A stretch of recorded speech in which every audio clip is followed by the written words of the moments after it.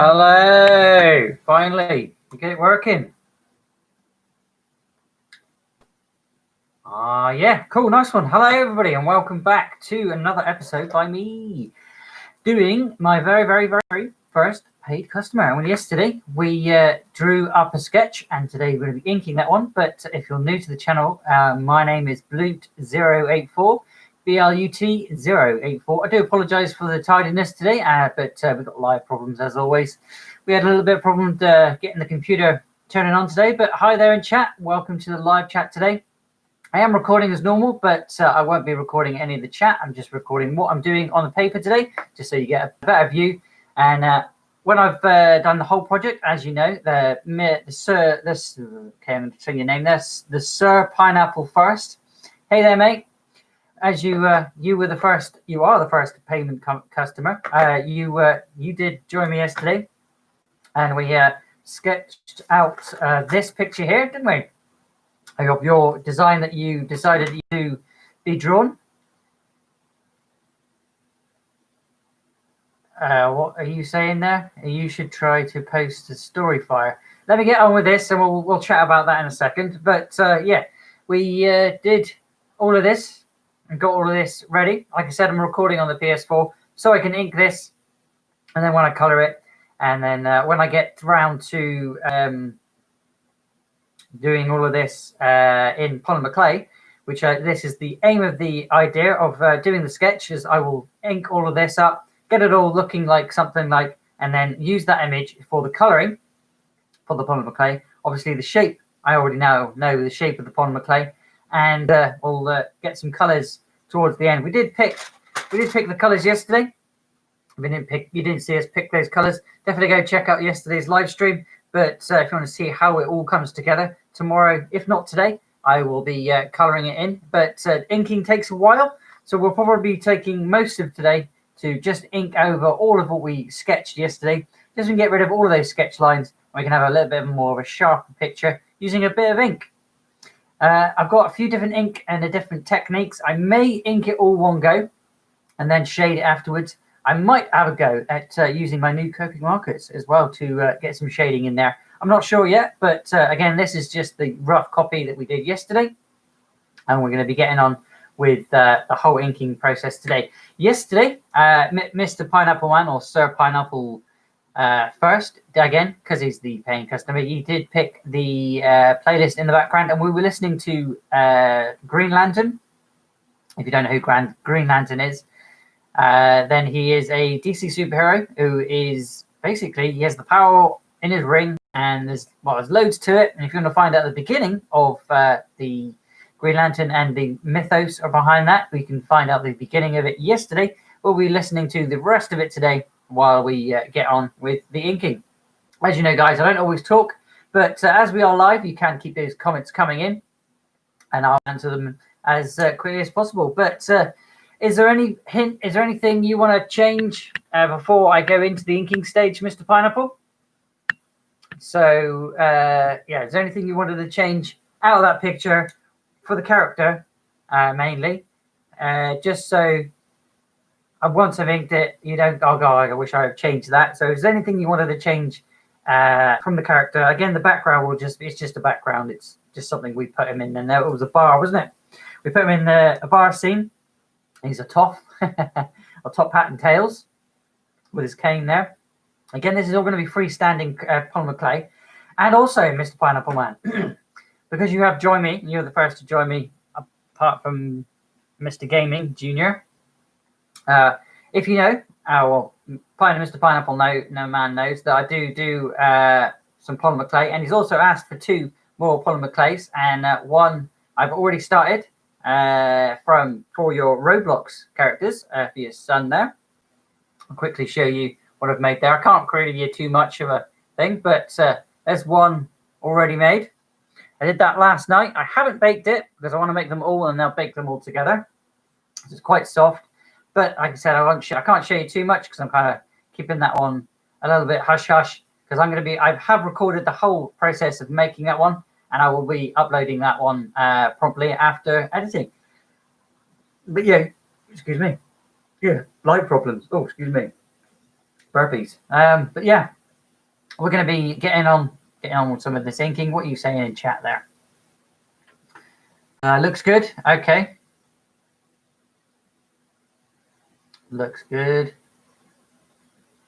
I'll send. What I'll do, Mr. Pineapple, is I'll send you some private pictures just so you get to see what that Roblox character looks like. Again, I'll probably do another one tonight, and when I get around to doing this one, I kind of already know how I'm going to be building this one together. And again, just a little explanation. The cane is there to support him. He's going to be holding that cane, standing up with his pineapple head and his top and tails. Did you want free-flowing clothes, by the way? I didn't ask that yesterday. Did you want to have the clothing so it's free-flowing? So it's off the body instead of it being like I just showed you there. So just for a quick thing, so I can brighten up my sheet here. We've got all the colours. And we got all the colours for the bar. I just didn't ask you the question if you wanted the clothes for the free-flowing. I think I did ask you on WhatsApp, but I can't actually remember.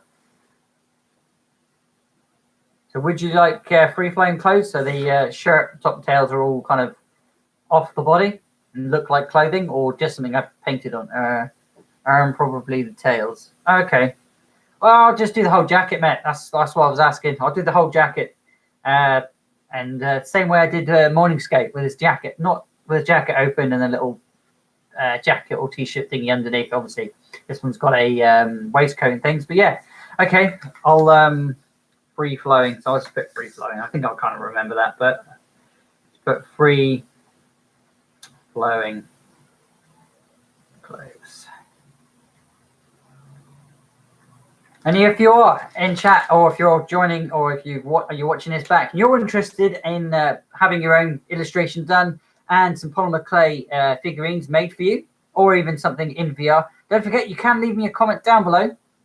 If you're watching back or if you're watching live, you can leave me a comment down below, and I will very promptly get a hold of you, or you can get hold of me over on Instagram and on TikTok, same name, different place. Apart from on TikTok, you put a hyphen between each letter and don't put the art and games. And if you're on Instagram, then all you got to do is take out the and in art and games, and it's the same name, different place. So if you want to get in contact with me and get your own picture done and your own polymer clay picture, your own statue or anything that you can think of, any character, as I like to do original characters. I can do, obviously, characters from other things like comics and animes or TV shows or anything pretty much you can think of. But an original character, you'll get yourself a stream like this, and I'll get on and do some drawing for you live, so you get to pick what he looks like. Because if you remember, he's got a SpongeBob mouth, like an anime cat. I can't remember the actual character's name, but the suits come from there, anime cat thing. And then things like that. So yeah, and obviously the pineapple, giving the pineapple dopey face, is what we come up with yesterday. All right, let's make sure everything's connected. Everything looks good. I think this looks good. I do think I also need something to rest my hand on, but we'll hands are a bit sweaty. It's a bit warm. I don't know where you are in the world, but in Cornwall right now, it is absolutely warm, baking. And all I can do is have my fan on because it's sweaty as horrible today. All right, let's get on with some inking. Like I said, I'm only going to literally be going over the whole thing, what we drew yesterday. But with the ink pen, it's permanent and it's a lot bolder. And you'll see you'll see as I go along why I ink everything I draw instead of just going straight to colour. Got a lot more sharper things. So what I do and get on with this, unless Mr. Pineapple Man has a suggestion about something else you would like to listen to, or if you have one and you would like to listen to something, then definitely let me know in the comments.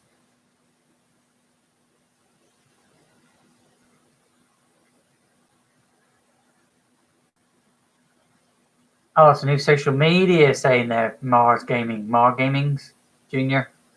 Mer. G. Gotta go. Clean. Okay.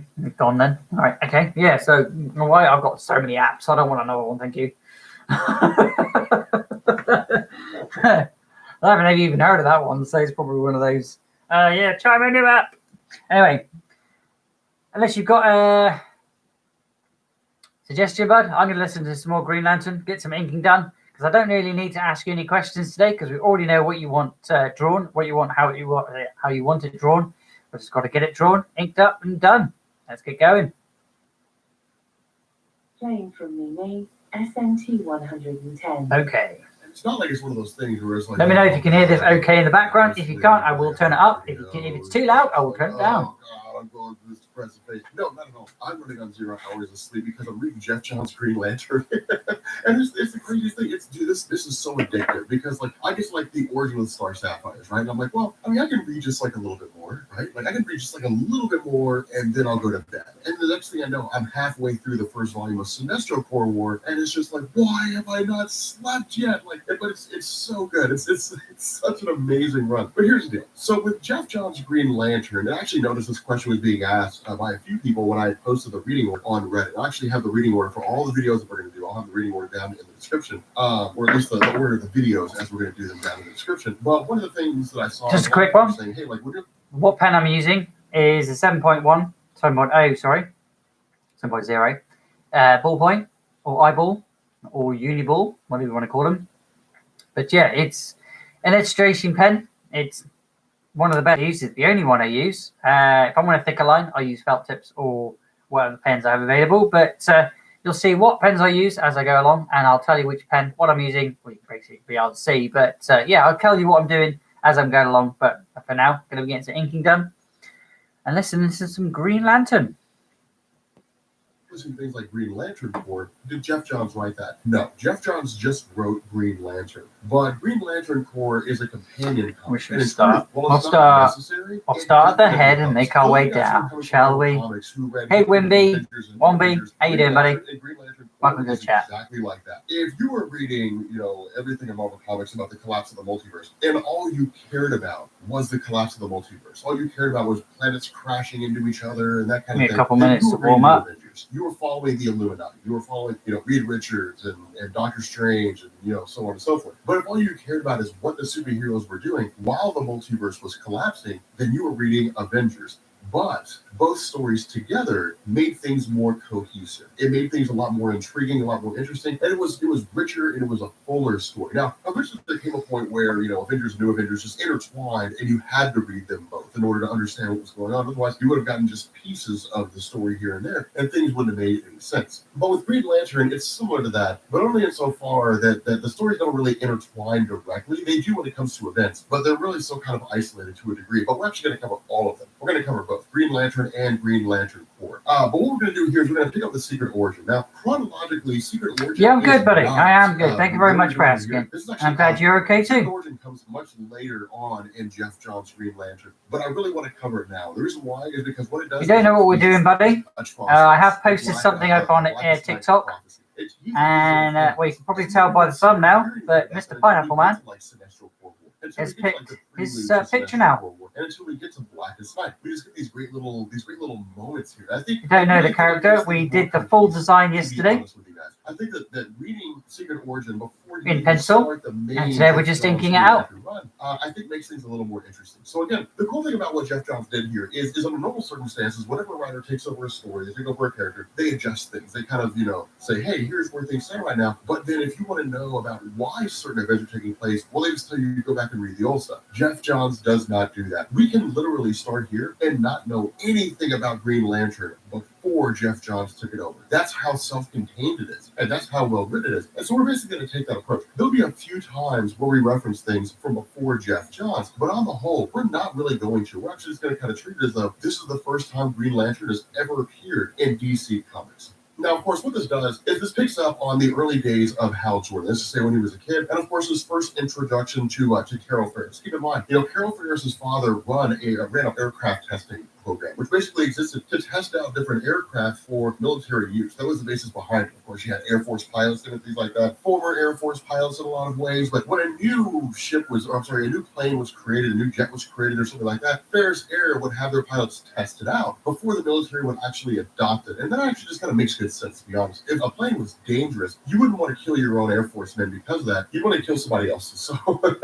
it sounds messed up. It sounds kind of rough, but that's exactly what happens with Hal Jordan's father. Of course, the kind of classic story here that Hal Jordan's father is killed in a craft that's being developed. Now, this is going to be a major focus point for his character. Hal Jordan is going to begin to hate Carl Ferris because of this. In the mind of Hal Jordan, the way his character is going to grow up, the way he's going to progress, his life is going to be intertwined with the military. But this creates a lot of problems for him because, again, with his mother having to sit down and reconcile the fact that her husband is dead because of the fact that he flew a plane that was being experimented on, she's terrified that her children will go the same way. And that's what's really cool about this. Geoff Johns is feeding on a lot of existing concepts, a lot of existing ideas. For example, the wife of the inking process is one of the most or the husband of a police officer that loses their significant slowest. line of duty will tell their Because I want to keep all the design and I want to keep it looking fresh and I don't want to mess any lines up because we are using ink and it will take me, if I go offline and make a mistake now, that's it.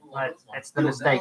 All it's going to do is get you killed. And they don't want to lose any more. There's no going back with ink. That's what's so great about this is because Geoff Johns has, like you remember over on when we did Inktober last October, a U.S. soldier. You can change it where I used just this pen, one of these pens. It's still there. Now, of course, what this has done is create a rift. And not just with regards to just Hal no pencil. And that's what I'll be doing this year. Again for Inktober. He wants to follow his father's footsteps. His older brother, kind of looks at him and says, look, you're really not honoring what it is that our mother is asking for. His older brother, Jack, really shares what seems to be the kind of struggle that his mother goes through. And he really seems to be the guy who's kind of stepping into the role of being the supportive member of the family. Because keep in mind, Hal Jordan's mom is going through mental gymnastics right now. But at the same time, Hal Jordan's younger brother, Jim, very much plays or has really adopted the safe role of his mom. Where he's like, well, mom said you shouldn't do this, so don't do that. Mom said you shouldn't do that, so don't do that. And this will actually be a huge part of Jim's life. But for Hal Jordan, all he wants to do is be a pilot. And this comes to fruition, when his younger brother, Jim, goes to take Hal Jordan a present on his 18th birthday. Hal Jordan's not there, only for us to find out that Hal Jordan's taken off to join the U.S. Air Force. Now, what this does is bring in a guy named General Stone. And General Stone, we'll actually see a lot of him in the first volume of Geoff Johns' Green Lantern. And Stone was one of the reasons why I actually decided to do this Secret Origin before we picked up into the main Green Lantern run in the first place, because I felt like there was a lot of great backstory that was going on there. But General Stone is really just kind of Hal Jordan's head at the moment. He's his superior. He's the one that Hal Jordan's working with and testing these various planes and so on and so forth. We also get a little bit of the first encounter between a little idea where they basically both meet each other for the very first time in a military. Mr. Pineapple Man, do you want a little pocket watch? Or I'll put a little chain, but do you want a little chain on his somewhere? If I could do that little chain for you, especially in Polymer Clay. Now the problem with this for Hal Jordan is a little pocket watch chain or something around his wrist, or maybe a little chain coming from his belt to his thing, or is that just me prescribed? Is that just me thinking out loud? The brothers Hal Jordan come in and say, look, you're part of the reason why Mom is here. Jim not really doesn't take as much of a heavy hand in terms of contributing factor to the fact that she just worried herself with grief all the time. And so Jim even goes as far as to say, look, at the request of Jack, because he basically has power of attorney here, you're not allowed to go see Mom so long as you're in the Air Force. Now, of course, this leads directly into a confrontation between General Stone and. So for those of you guys who are always curious as to how it was that Hal Jordan was booted out of the Air Force, this is why. What Jordan does is he sits down and says, look, I'm not a quitter. I can't quit. What to do is engineer a situation where I get thrown out. Now, in truth, whether you set yourself up to fail or whether you just give up, it's all the same thing because your motivation is to leave. And this is really just kind of Hal Jordan's ego coming into play. And even then, Geoff Johns really even draws on that and says, yeah, like it's Hal Jordan's ego. That's all it is. Hal Jordan won't allow himself to quit. He'd be fired from his job. And so because of that, he literally punches General Stone, due to the fact that Hal Jordan just kind of gone off on a joyride, on a jet and so on and so forth. But of course, this results in him being dishonorably discharged from the Air Force. But as soon as he goes to visit his mother, he's told she died. And this is really where things begin to kind of split. It's almost always in the time of a loved one's passing when things begin to sort of go awry. And the reason why I say that is because usually whenever a loved one becomes ill to the point where death is a possibility, there's a lot of bonding that takes place. There's a lot of setting aside with regards to personal issues, personal problems. Of course, we didn't really see Jack or Jem taking this role. But the idea here is that people usually tend to focus on what's important. Go for it. The issue is that Okay. when that individual Do you want it coming out of this passes, pocket, whether going it's by anywhere virtue of grief, particular? or whether it's by virtue of a belief, Like, that say, doesn't mean that I can do a just pencil start here. saying things that So, they like, wouldn't normally actually, say, I'm or letting out feelings that. that they've been harboring for Draw that quite in some first. time. And that's the stance that Jack takes. So, You know, like, when Hal Jordan says, look, becoming, I like, sacrificed could be so much, coming I something sacrificed like the Air Force, so on and so forth, in order to be here with Mom. I tried to off be his here belt, as I could. Jack's response is, and "You then never up into his sacrificed anything. jacket, All you've ever done is what you or wanted to do. something When that I hangs tried to do around. something, you ran off and you did. You know, Something you hangs know, around there like that. Join the Air Force, father, you know, your father died. You know, while testing Or something that goes from here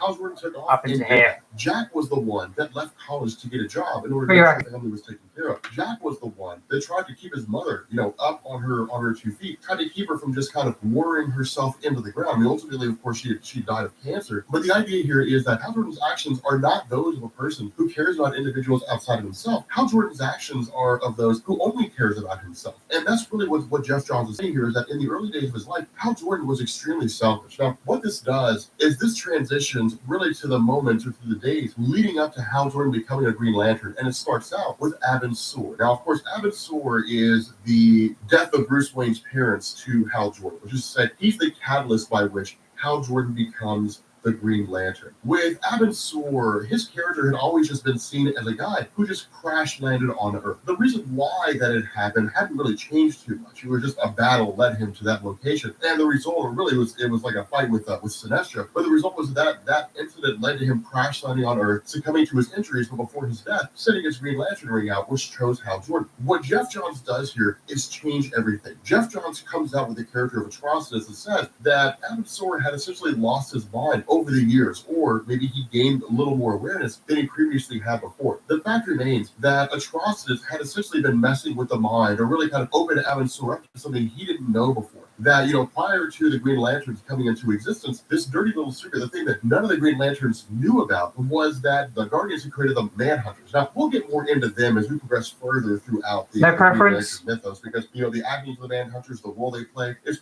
pretty significant. I reckon down by the Especially when side we would get look to, like, good. You know, really get to Revenge of the Green Lanterns. Was it War of the Green Lanterns? I don't know, actually, you're a bit more, in on the fashion. What it does is it shows us that no one really knew about the man. Is it preferred to wear it in the pocket, or is it preferred to wear it in the jacket pocket? I know you have no preference, but it was going to pave the way for the potential it death would look better, I wonder. and it was going to lead to a war of all these different Lantern Corps. Well, Abin Sur never knew about this, but the more that Abin Sur listened to this, the more that Abin Sur did his own investigations, the more he began to come to the realization that Atrocitus was actually right. Now, keep in mind, Atrocitus is one of the 5 inversions, one of the remaining inversions of when the Manhunters had gone awry. They wreaked havoc through Sector 666, killing virtually everybody in existence. Those who were left formed a group called the Inversions. Now, of course, Atrocitus would go on to form a Red Lantern Corps of his own, but these were in the early days of his character's existence, or I guess his character's turn to the darker side of his nature. And the result is that Abin Sur, in listening to the words of Atrocitus, has grown to become a lot more cautious, that he's basically started to rely on his ring less and less. Now, where one would look at this and say, well, maybe it's some measure of protection, maybe it's some measure of preservation, is actually fear. Abin Sur is beginning to succumb to fear. And what this is doing is basically weakening the constructs. Now, we'll find out how much this is weakening his constructs later on down the line, but we switch back to Hal Jordan. And switching back to him, what we actually end up doing is really, we have him as a person traveling around trying to find work. Of course, being an Air Force pilot that was dishonorably discharged from the Air Force does not do him any favors. Somebody that I hope you notice here, or somebody that I'd like you to notice, is a person by the name of Frank Leminski. Now, we had kind of passed over him a little bit, but Frank Leminski was a guy who was really just kind of a pilot that was carried away with his success. He believed he was a lot better than he was. He was really kind of a reckless pilot, a guy who would get carried away with his own skills, so on and so forth, believed that he was amazing. And we'll see him, later on. But for those guys who are reading Green Lantern right now, Frank Leminski was the guy who was basically saved by Hal Jordan when he became the Green Lantern later on here in a little while. Frank Leminski became obsessed with the Green Lantern, thought he was going to be one. He never did. And in Sam Humphrey's current run of Green Lantern's Rebirth, he became the Phantom Lantern. So that really just kind of shows you how far back Sam Humphries is drawing when it comes to reaching into the work that Jeff Johns put in when it came to the Green Lantern. Hey, just a few little scratchy details here and there. With Hal Jordan trying to find work. work. The issue here is that he's basically, found out that one of his, at least the most reliable contact, the person he was hoping for the most, is actually being bought out by Carol Ferris or by Ferris Air. And so effectively, he, or at least it seems like he's going to be coming under the control, or at least under the direction of Carol Ferris. But even then, Hal Jordan's still kind of out of work. He doesn't really have a job per se. But again, switching back to Abin Sur, because of the fact that he's feeling fear, because of the fact that he's falling prey, there's your main character. His all mentor will fail him somewhere along the line. And as Yeah. the prophecy of Atrocitus dictates, this allows Atrocitus a brief moment. I'll let that ink dry a little bit before I can put anything on there. I can't rub any of the sketch lines out, but that's what I'll do. Draw the whole thing out and then re-sketch the lines. Jumps out before that happens, but this is why Abin Sur crashed on Earth in the first place. This is why he's basically succumbed to injuries of a mortal nature. This is why he sent his ring out into Earth and says, "Find me a new host for the Green Lantern of Sector 2814. Find me someone who can undertake this mantle." Hal Jordan is chosen, and Hal Jordan basically becomes Earth's very first Green Lantern. Now, of course, again, this leads into him directly saving the life of Frank Leminski, and this is where Frank Leminski becomes obsessed with the nature of a Green Lantern. Now, the cool thing about this is something that I hope you notice is that within the realm of DC Comics, Frank Leminski is going to be a guy, like if you think about the chronology, if you read Sam Humphrey's Green Lanterns, from the time that he first gets off this plane, the time that he's saved by Hal Jordan, really up until Green Lanterns, he was everything that you saw, that whole idea of him just, working his body physically, becoming in better health, and things like that. That all took place while all this was happening. He was just in the background. He was just a hidden guy. He was a throwaway character here. And it actually worked out kind of well. But something else to notice is that Hal Jordan is basically learning about what the ring does and how it functions, as he possesses it. And so what he ends up doing is, of course, he meets Hector Hammond for the very first time, really a guy who's brought in as a strategist of sorts for Ferris Air. But he also basically travels and buries the body of Abin Sur. Now, this is interesting because what this means is that, of course, Hal Jordan recognizes the sacrifice that Abin Sur made, when he basically said, "Hey, look, I'm a member of a universal police force. We exist to preserve order in the universe, to preserve the safety of all people who reside within. Do you accept this honor?" Hal Jordan recognizes the kind of responsibility that comes with the role of being a Green Lantern, but also values life. Something that I'd like you to keep in the back of your head, though, is this particular instance where he buries the body of Abin Sur. This is how in-depth Jeff Johns goes, because what's going to happen is there's going to be a story called Hal Jordan Wanted or Wanted Hal Jordan, which is actually going to focus on the idea of what happened with Abin Sur and what, the fact that Hal Jordan received the power ring of Abin Sur, the whole fallout from just this one particular instance. But of course, like all Green Lanterns, like all individuals who are newly in. Okay, so we got anything else I need to put in anywhere? Now, one thing we're going to learn later on down character. No.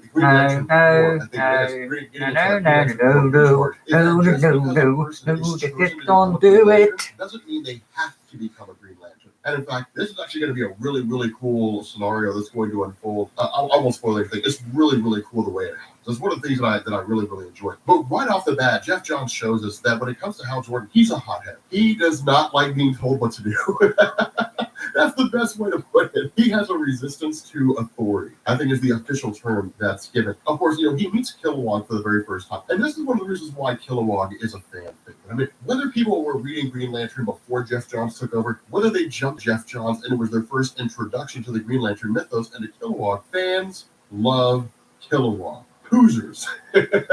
Fans love Kilowog just because of the fact that he's got so much personality. But the cool thing about this is that it would be so easy to write Kilowog off as just like a drill instructor. Like, well, he's just a guy that teaches Green Lanterns how to be Green Lanterns. He's a glorified teacher. The guy's got it where it counts. And that's one of the reasons why people love him so much, because he's just such a great guy. And in fact, when Hal Jordan meets him for the first time, but they start going at it. It's really not necessarily the idea that Hal Jordan is seriously trying to injure Kilowog. It's just that Hal Jordan's like, well, hey, man, let's get to it. I mean, this is boot camp, then let's get to it, man. So they literally start fighting with one another, and of course, Kilowog comes out on top here. But it's just kind of cool to see them go back and forth. It's cool to see them, conflict with one another and battle one another. Now, of course, transitioning back to Earth for a quick second, this basically sees General Stone and different people discovering the ship of Abin Sur and basically taking the ship of Avansor. And the reason why I'm covering a lot of this stuff, a lot of stuff we could run past. A lot of these things we can just kind of jump over. But the reason why I'm covering a lot of this is because when we get into Green Lantern, the Volume 1, No Fear, a lot of these things are going to come back. A lot of these things are going to come to fruition. And so it's important that you guys understand the basis behind a lot of these things so that when they do crop up, you won't feel left out. You won't feel left behind. But again, this also coincides with the fact that Atrocitus has still survived. And Atrocitus is making his way out. Now, Atrocitus traveling across the world is in pursuit of a guy named William Hand, also known as Black Hand. And this is why I say things are huge. This origin story. Doing the slaps again. Took a lot less time than yesterday, hey? Because it sets the seeds for everything. That's where it gets confusing. Somebody who shows up in Volume 1, long after Hal Jordan was the Green Lantern. Really, when Hal Jordan first came back to being the Green Lantern, after the events of his whole experience with Parallax and Emerald Twilight and so on, that instead, the hunt for William Hand, the Black Knight prophecy, predates all of that by quite some time. And so it makes things, really interesting, and it makes things really, really intriguing. At least I love this. I love this idea. Like, I'm fanboy. I love this whole thing. So switching back over to Hal Jordan's training, this is when he really begins to learn about the yellow impurity for the first time. Now, this is something that I wanted to clear up. This is something that I wanted to rectify right off the bat. Within DC Comics right now at this moment, which is to say the present day, because remember, Secret Origins takes place in the past. In the present day right now, we know that the yellow impurity was really just the Parallax entity inside of the Green Lantern central power battery. The issue is that at the time, at this point in time, when Hal Jordan's learned to become a Green Lantern, no one knew that. All they knew was that, Green Lanterns have a weakness to the color yellow. Now, the reason why they had a weakness to the color yellow was because the Parallax entity, the very entity of fear, was basically creating a weakness within the central power battery. It creates a way for the central power battery, or at least for the Green Lanterns, to have a weakness. It's a tainted access to willpower. And so because of this, it's basically, as if you were to build a building and then you have a key to it, and you tell everybody, hey, look, if you want to access this building, you need this key. But then also somebody else later on down the line, somebody that would work against you, has a key as well. And it was because you gave it to them somewhere along the line. But the idea is that they can enter that building anytime they want to, and they can basically create ways for that building to have structural weaknesses and so on and so forth. It's kind of a weak analogy, but it's the best I can think of on the fly. But nonetheless, I hope the point's kind of getting across that at this point in time, the weakness of Green Lanterns to the color yellow is just believed to be because it's just the color yellow. Now, of course, what this does is create a rift in Hal Jordan because it's like, well, that's stupid. Like, that's not an answer. Like, Green Lanterns are weak to the color yellow because it's the color yellow. Like, that's not an answer at all. Like, what's the yellow impurity? Why is it that yellow is considered impure in the realm of Green Lanterns? But Kilowatt doesn't have answers to this. No one has answers to this except for the Green Lanterns themselves. Now, of course, Green Lantern Rebirth, which, of course, we already had that video uploaded, that answers that question. That's Jeff Johns giving us the answers for why it is that there's a yellow impurity there. But prior to Kyle Rayner learning the truth about the Parallax entity, no one knew that. No one was aware of what was going on. And so because of this, what actually ends up happening here is we pick up with Tomar Ray. Now, Tomar Ray is a character that a lot of fans love, but he's also someone who knows who Avansor is. And this is when we begin to learn the legacy of Avansor, how significant Avansor was to the Green Lantern mythos. Avansor wasn't just a guy. He wasn't just a random Green Lantern and he died and it's like, well, man, that sucks. And his ring got replaced with we don't know. We're getting there. Very big shoes, some very large shoes. But we're getting there. We're definitely not done. Look, you carry the ring of Avansor. It's important that you know a lot of what Avansor did. And he basically introduces him to the Book of Oa and says, these are the laws of Oa. The Book of Oa, everything you need to know about Green Lantern is found here. There are things that you simply just cannot know about, but in this book, you will find the legacy of great warriors past. Avansor is one of those. It's an ending to his tale. A time will come when your tale will end and you will be in the Book of Oa. The time will come when Tomar Ray's tale will end and he will be in the Book of Oa. We'll all be added to the book and we will all contribute to the greater whole that is the Green Lantern mythos, the Green Lantern landscape. And so this is basically Tomar Ray saying that you stand in something greater than yourself. You stand on the precipice of being part of something that's massive in scale. So from here, it's really just kind of like this training montage to a degree that Hal Jordan's learning to become a Green Lantern. He's learning everything that goes along with that, how to create constructs, how it is that this construct work in conjunction with the color yellow. But the cornerstone behind all this, really in the background of Hal Jordan's mind, is there's no reason why Green Lanterns shouldn't be able to use their power against the color yellow. It's just a color. There's no reason it shouldn't be able to work. If there is a reason why our rings can't work against the color yellow, then it has to be something physical, tangible. It's not a psychological thing. It has to be a physical, tangible thing. And if it's physical and it's tangible, it can be overcome. And so that's the cool thing about this, is because Hal Jordan, right off the bat, is pushing the limits of what Draw a it woof means to be woof. Green Lantern. He's questioning everything. He's questioning everything they know. He's Draw a questioning woof everything woof. he's been taught. And so what happens? Actually, I mean, draw a woof woof. With what seems to be some unknown Or Green drawing Lantern, woof you learn woof. about the death of Abin Is that what you're saying? The question Draw a woof is, why have I You mean a not dog? been told about the death of Abin Sur? Why have I not been told that Abin Sur has been killed? Why am I just now being told? Why wasn't it immediate? Well, of course, the Ring's answer is, where you were in the middle of a conflict, your focus didn't need to be disrupted, so on and so forth. And so the question this lantern has is, what happened? Take me to where it is that Abin Sur died. Take me to Earth. Of course, this is when we learned that this particular Green Lantern is Sinestro. And so what this does is lead into the very first encounter between Sinestro and Hal Jordan himself. Okay, so continuing on with Green Lantern's secret origin, again, this is why I say that Jeff Johns' run, a lot of the stories that he tells are really self-contained. Secret Origin was designed to be this updated retelling of the early days of Hal Jordan as he became the Green Lantern, while he was the Green Lantern, so on and so forth. It's really just kind of this rehashing of things. And that's why I say this is so cool, is because if we take Secret Origin and we basically kick off Jeff Johns' Green Lantern run with Secret Origin, then we create this totally self-contained, cohesive continuity that doesn't require us to really know anything before Jeff Johns started. That's one of the reasons why it's so cool. There's a few things we need to know here and there, but of course, the second video really picks up with Hector Hammond. Now, again, Hector Hammond, the way that he's introduced here is starkly different from the way that we saw him before. Part of this, Hector Hammond was still a bad guy, but the way that he gained his powers was different. The same process was a meteor, but the way it was, or I guess the way he came across it was different. It was like in the woods or something. How are we doing there, bud? What do you reckon? Meow. Are you meowing in the chat there for it, Gallagher? A private consultant for Ferris Aircraft, for Ferris Air.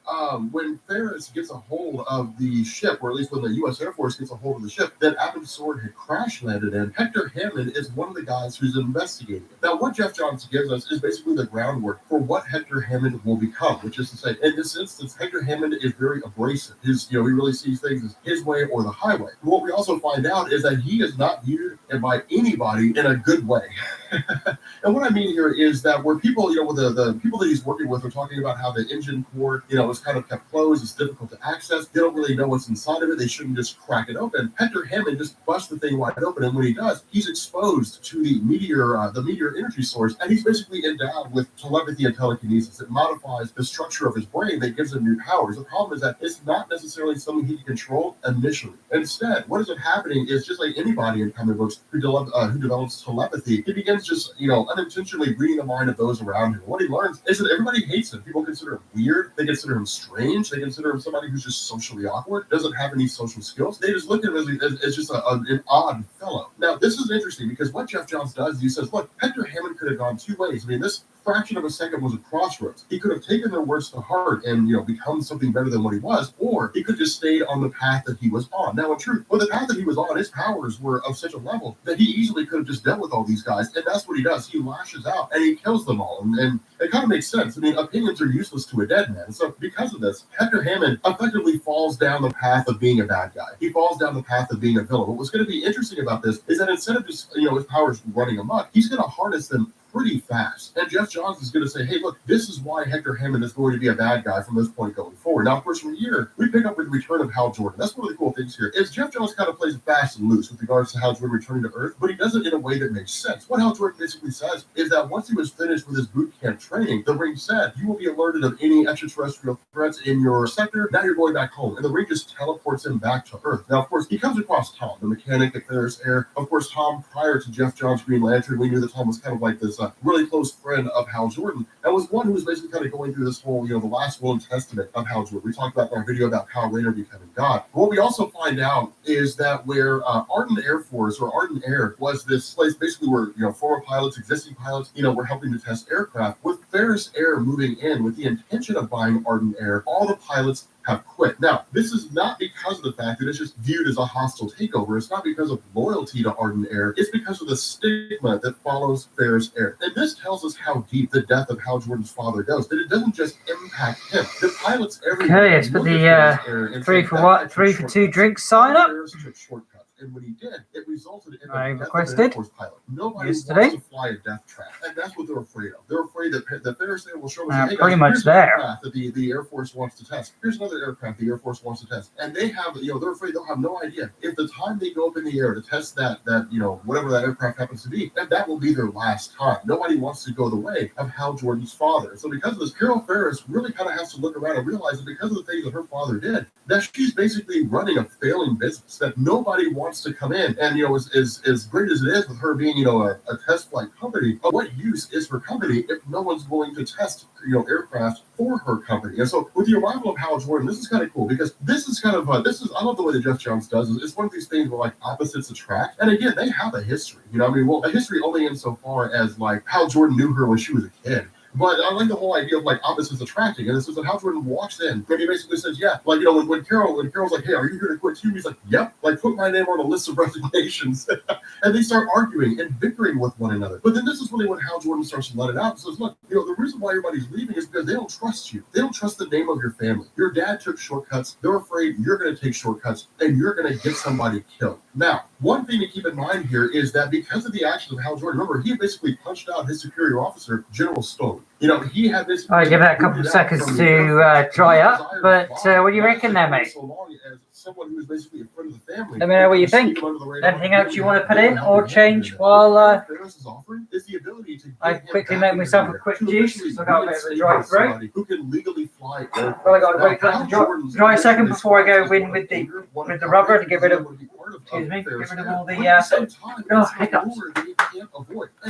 Get rid of all the construction lines underneath. I love his character so much is because Hal Jordan has a power ring, right? I mean, all he has to do is slap on his Green Lantern ring, say the words, charge his ring, and fly. That's all he has. I mean, he just fly. But for him, it's about jets, because jets have danger. A jet could fail. Somebody could crash into him. A bird could hit him at the wrong angle. A meteor could come crashing into the earth. That's not big enough to destroy a planet, but certainly big enough to take out a jet. There's any number of things that could happen that could put his life in danger. It's the thrill of flying a jet. Not only that, a jet's been his entire life. It's been everything. Yeah, Mr. Pineapple Because of that, flying with his own ring is not the same as flying a jet. And in the end, flying a jet is something that he can't leave behind anymore. And so he basically ends up allying himself with Carol Ferris. Now, at this point, we switch back over to Atrocitus. So this is why I say Jeff Johns did so much world building in the Secret Origin, and it's one of the reasons why I wanted to basically kind of jump back and do the Secret Origin first. This is when we start to get really into the idea of the prophecy of the Blackest Night. Prior to this point, it was just, well, Adam Stewart was told by Atrocitus of the prophecy of the Blackest Night. We have no idea what that means. Of course, we know now the prophecy of Blackest Night means that there will be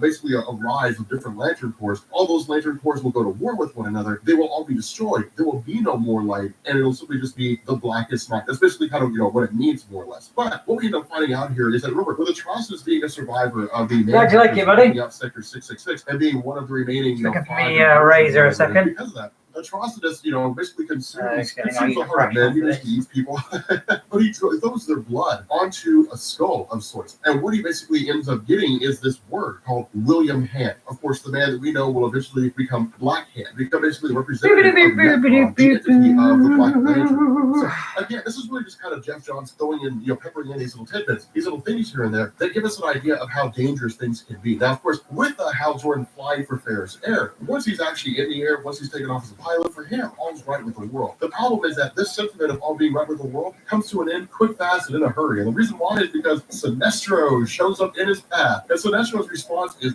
"What are you doing?" Now, I'm going to be honest with you guys for a point. I'm going to be honest with you guys now. I love Sinestro. He is amazing. I love Sinestro as a bad guy. Like, even when he's just a Green Lantern, he's just a jerk. But it is hilarious the way he conducts himself. Now, at this point in his path of being a Green Lantern, Sinestro is order in the extreme. I mean, he's regimented. Once I've erased all of the construction lines, I'll go back in with a few lines here and there, add in a few little bit of detail, because there's no point putting loads of detail in until you kind of know what it looks like there. You know where to put a little bit of shading if it needs it, or like a swirl for the wood there, which I'll put on, which I've just rubbed off there, but I'll put all the swirls back on the wood for the wood effect.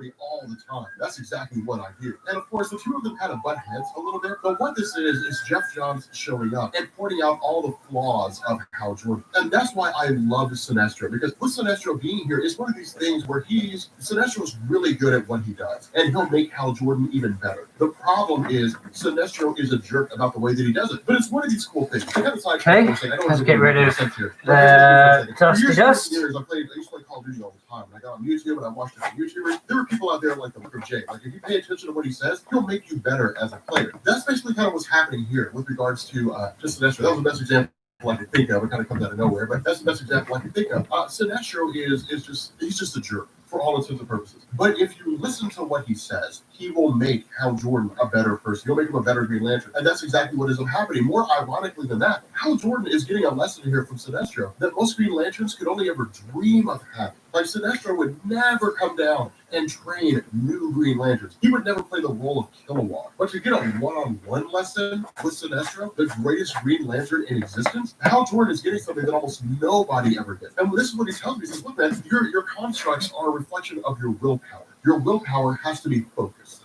Your willpower has to be trained. Fear will crack your willpower. Anger will crack your willpower. Your willpower has to be pure. When you achieve that goal, when you make your willpower as pure as it needs to be, nothing is beyond your ability to perform. And this is what he does. He basically recreates. He brings the plane back together of Hal Jordan.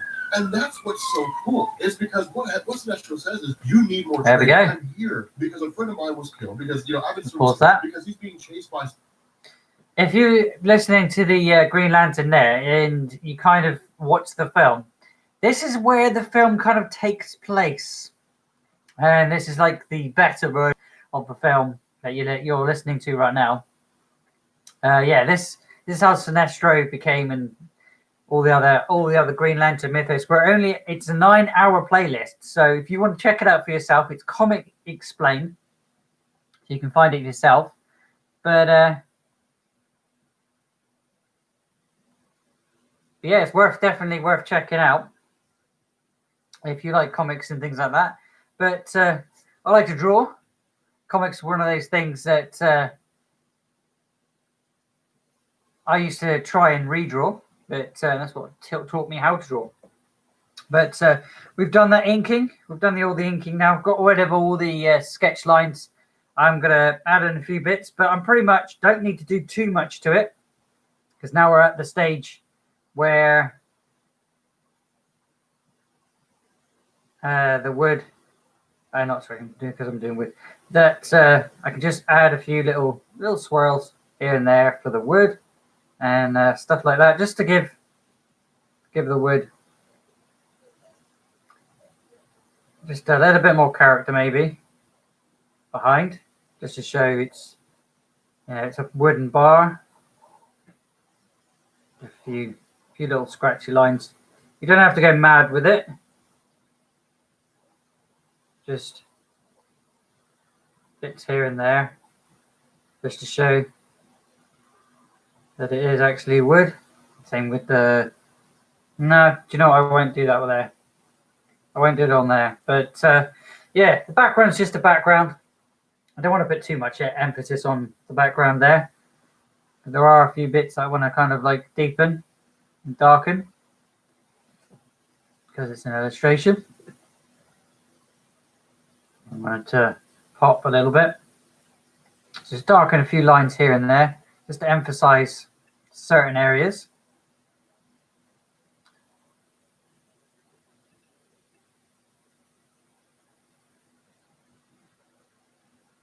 Because once we've colored it in, you'll have the shade that you need. Sometimes when you rub away the construction lines, you take away a little bit of that shading that you would have just put there because you're drawing it. I want this character to stand out a little bit more, so I'm going over the lines so it stands away from the actual background. This is a darker, deeper, thicker line.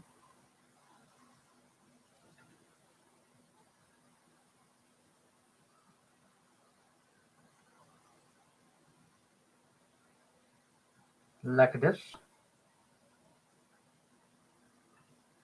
This. I do this with all of my drawings. If you've ever seen anything that I've drawn, you'll know that. But if you're new, don't forget to check out the Creation Station playlist or Draw Live events for everything that I've drawn over these close to 3 years being here on YouTube, drawing for you guys different things. It's not just this, not just superheroes, all sorts of different things.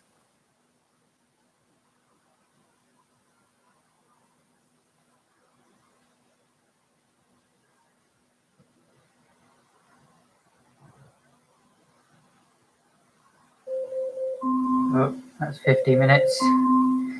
Okay, right, I've got to quickly stop the recording on the PS4 because that's 50 minutes. Give me a second because, like I said, I'm recording the whole thing. So I can do a zip, and then when I get sort of show this as I'm creating the polymer clay, and I'll do that as we go along sort of thing. Give me a moment, eh?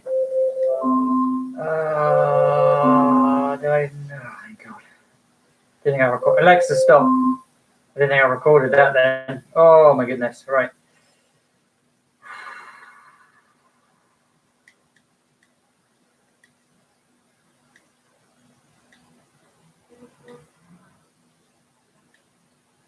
Quickly load up another one so I can record that.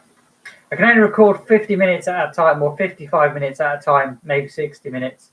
But I'm going to be going for a little bit longer on here because there's a few bits here and there that I want to get done. Not too much now. I'm pretty much there with it. So I might put a little bit of shading. I'm not sure. Don't think it needs too much shading.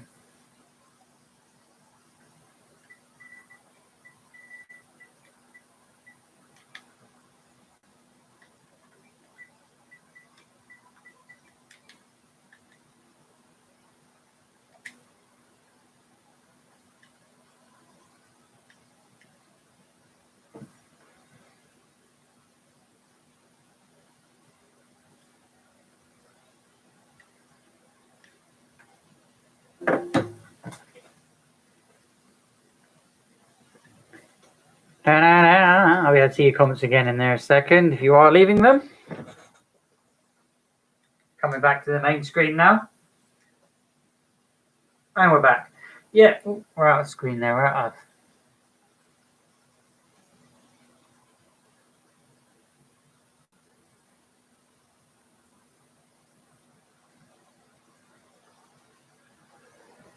Yeah, looking at the picture on screen, it's starting to come apart. Because like I said, I want to lift the main character off from the background so you can sort of see the difference between the two.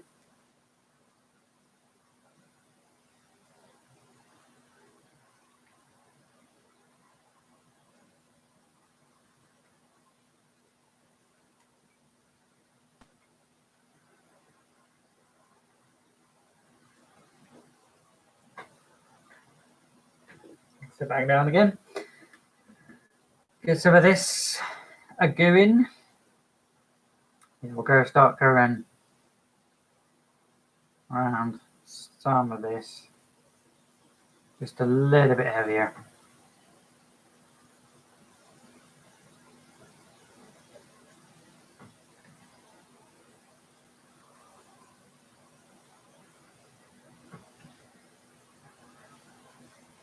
Obvious. Just a little bit of shading there for the tails.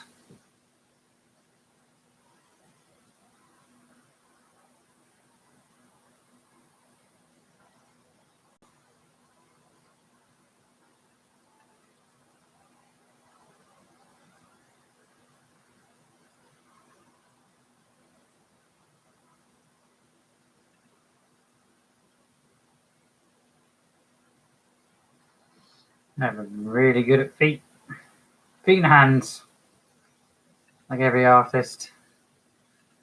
The damn feet and hands. It's because of the shape of them.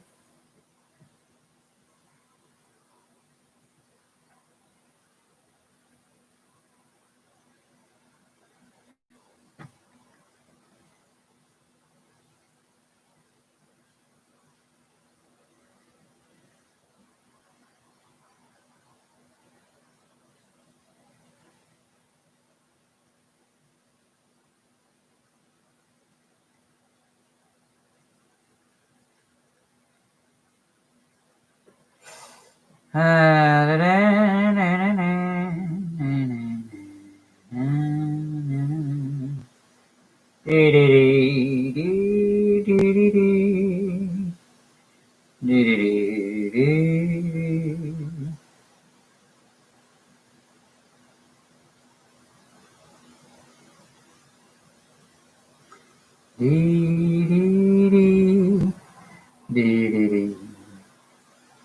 don't hum that, we get copyright.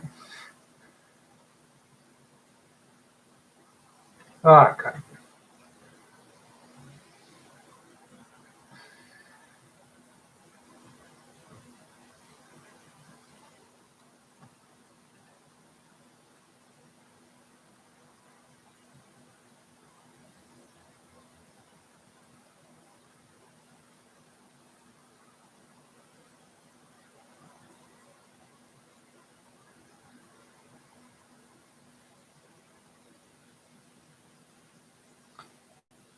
This is nice and relaxing today. Nice and relaxed.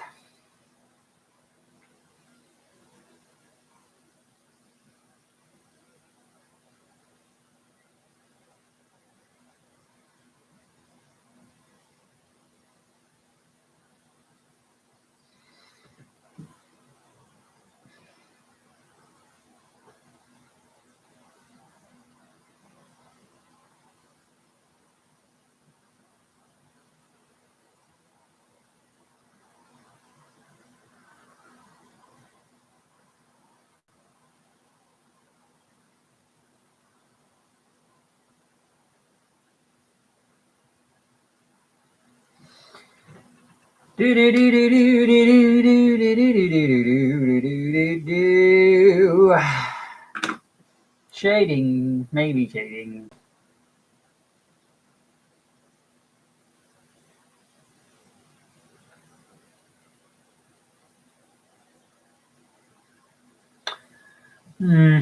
Shading or no shading, I don't know. I can't really decide.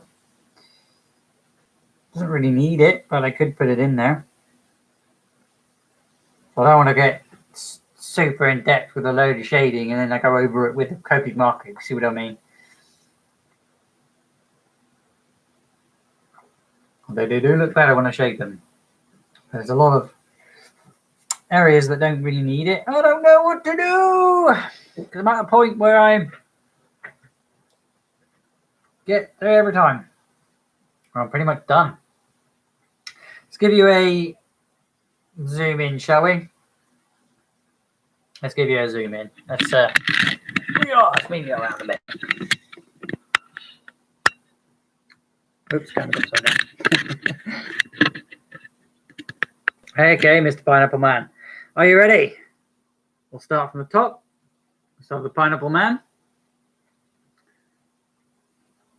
His dappy face. Having his pina coladas. Realizing that he's just drank his cousin. His top hat on. His feet. In his bar.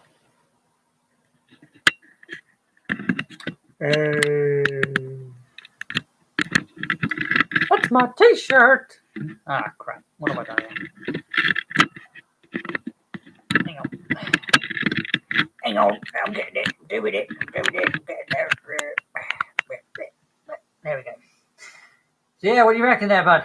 Is there anything you want to change? Anything you want? Well, obviously not change, but is there anything you want to add? Little details here and there. But otherwise, it's pretty much done. It's pretty much there and ready to get colouring for tomorrow. Technically, I could colour it today. I can just start making a move on the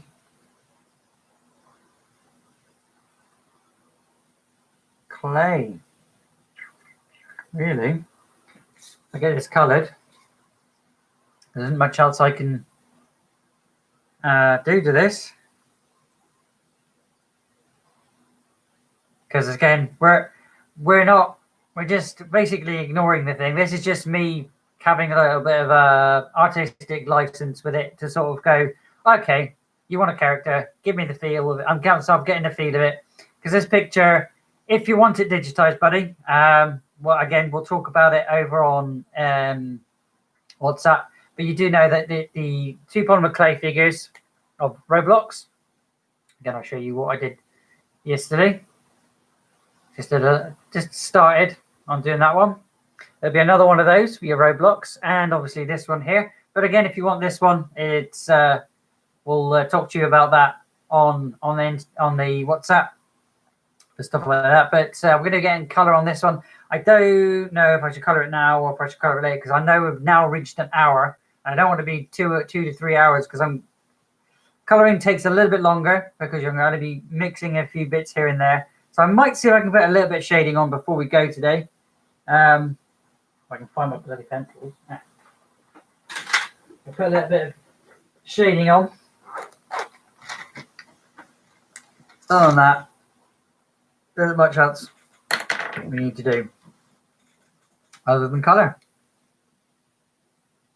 Like shading.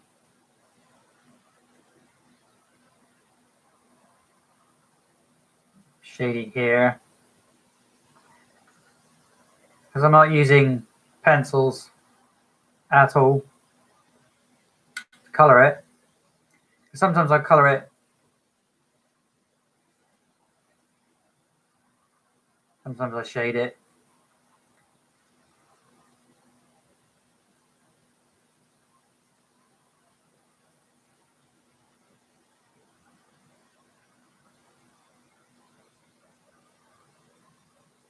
Like this. Just to get it a little bit of something. You can't see it as well as I can. As always. Like I said, I will digitize this one, but on request for you. Because again, it's another time consuming thing. Instead, I do a stream for you, buddy, just so you know what you're getting when I make it, and I know what you want when I make it. This is why we did the illustration the past couple of days.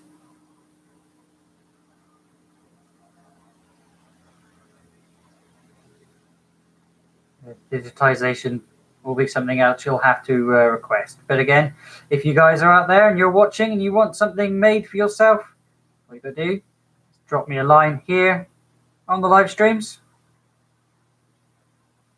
or you can drop me a line on Instagram or TikTok. Same name, different place.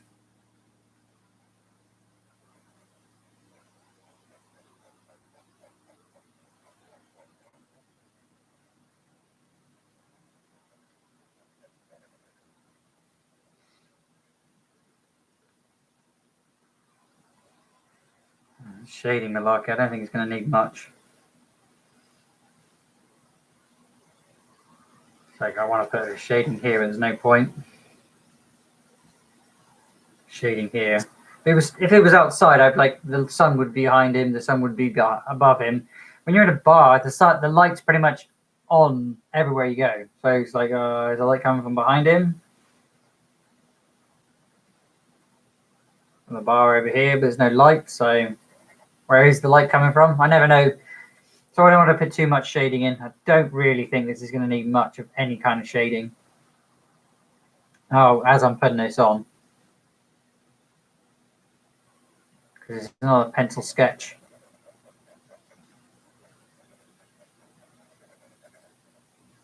Anymore.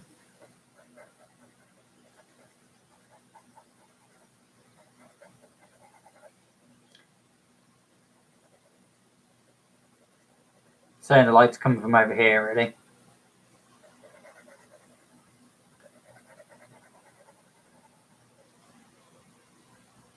The light would be going that way. What I mean? Whatever.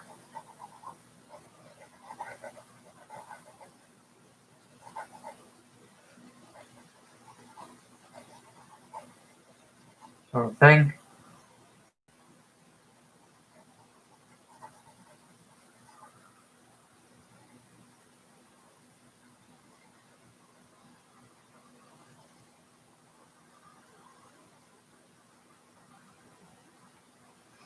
Now I've chose where the light's going from.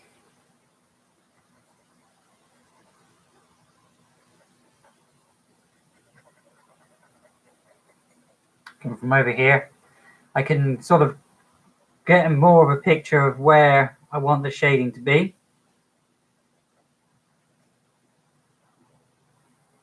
How thick to take the lines.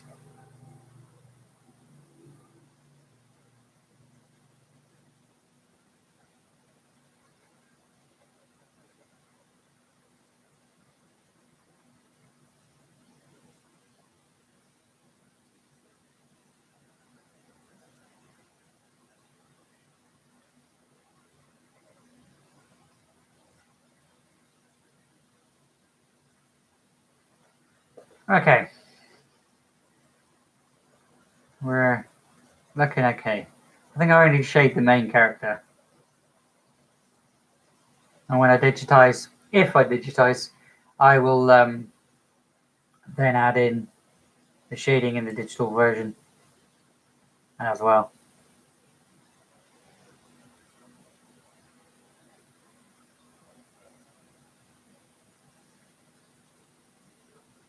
A bit of shading on his face. Not too much. Just a little. A little bit of shading goes a long way.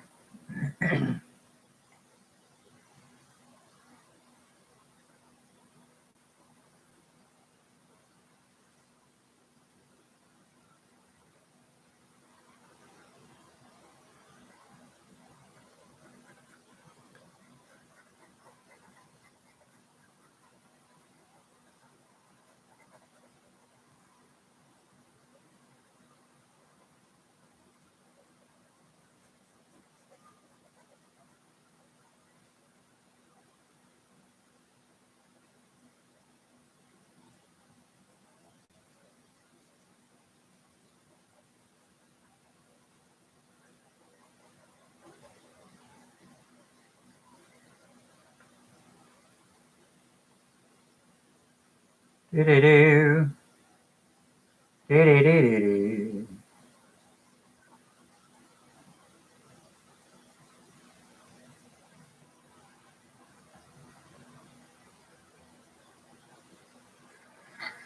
Like so. Quite a lot of light coming from over here. So we'll need a little bit of shading on here. Seat here, I need a little bit.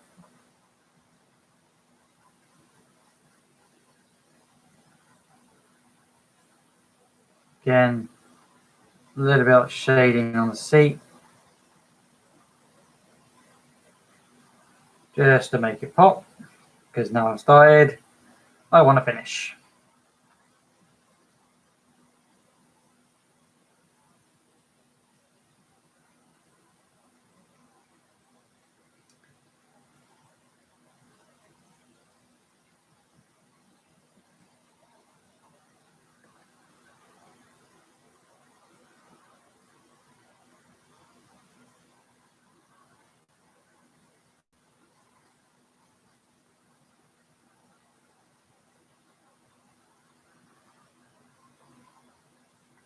Like so.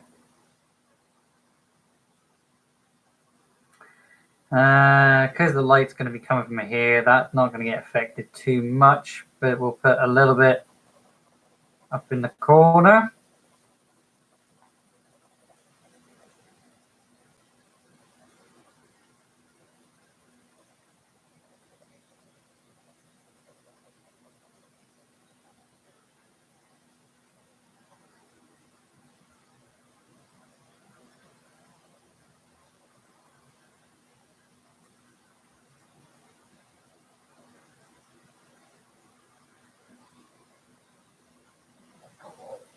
Like that.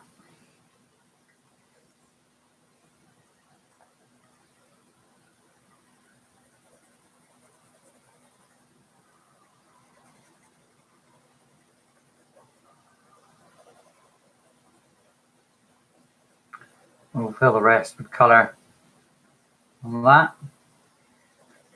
Yeah, we don't want to completely abandoned things and previous.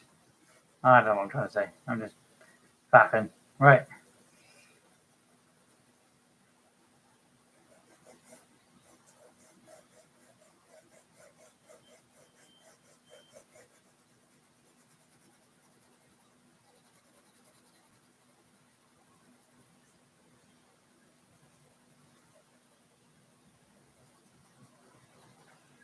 Just so we can differentiate between bits and bobs. Gives things a little bit more character if you put a little bit of shading in there as well, I find. And it gives me a good base. So when I do the cubic marking, I know where the shade's going to be. So I don't have to kind of like, oh, do I put it there? Do I guess? You know what I mean? I already know where it is now.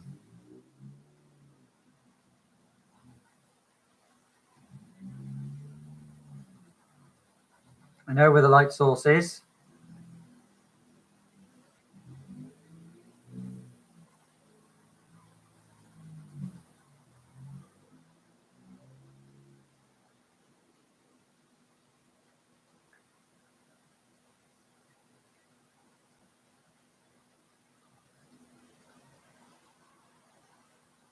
I'm going to say the light's coming from behind the bar.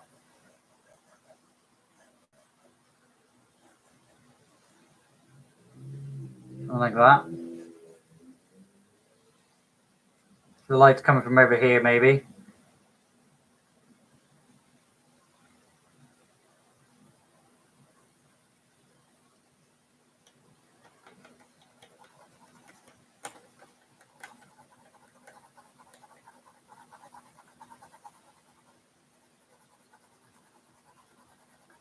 Getting some textures in.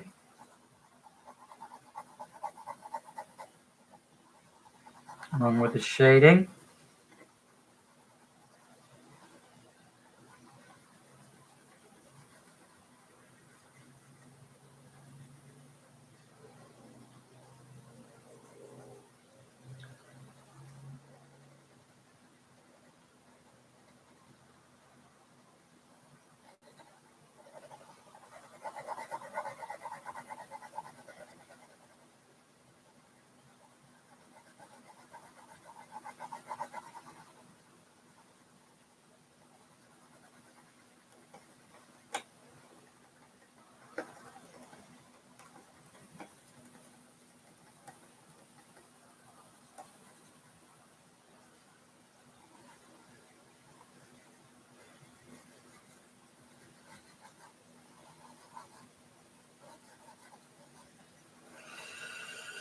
Shading, shading, shading.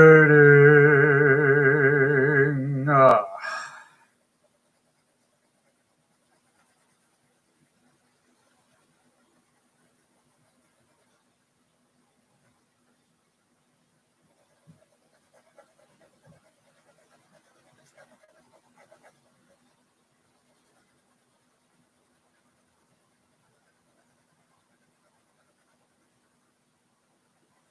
God, I wish I was doing this in pencil now.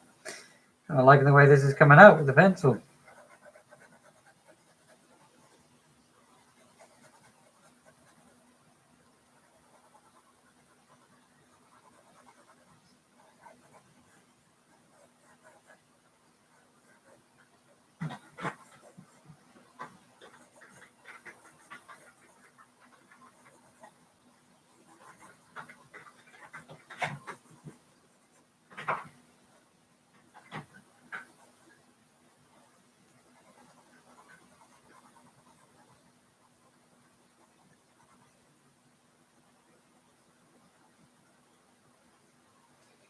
Different values, different areas, but yeah, I think if I go too much with too much shading, it's gonna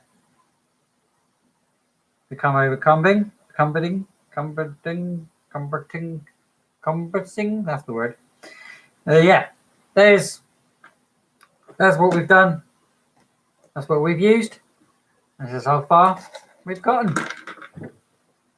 What do you think, everybody? Because I'm done for today. I can't really do much else.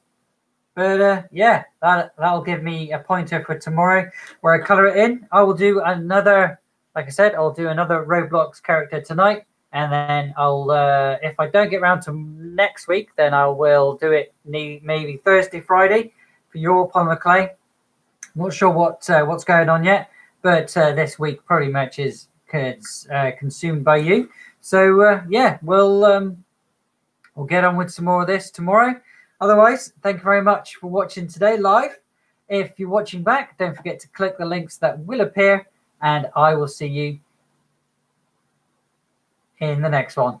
Thanks for watching, everybody, and hopefully you do enjoy it. I'll send you a picture in a minute, but quickly I will give you a zoom in. You get to see what shading I've put in. How I've done it all, and a little bit closer. I hope you like it, because this is just the draft for the Polymer Clay that I'll be making you as this comes to life. So do your other creations, buddy. Okay, so I'll see you guys next time. Thank you very much. Yeah, thank you for those likes. If you're watching back, don't forget to leave one if you have, and hit that subscribe button and ding the bell for notifications. Thanks for watching, and catch you tomorrow.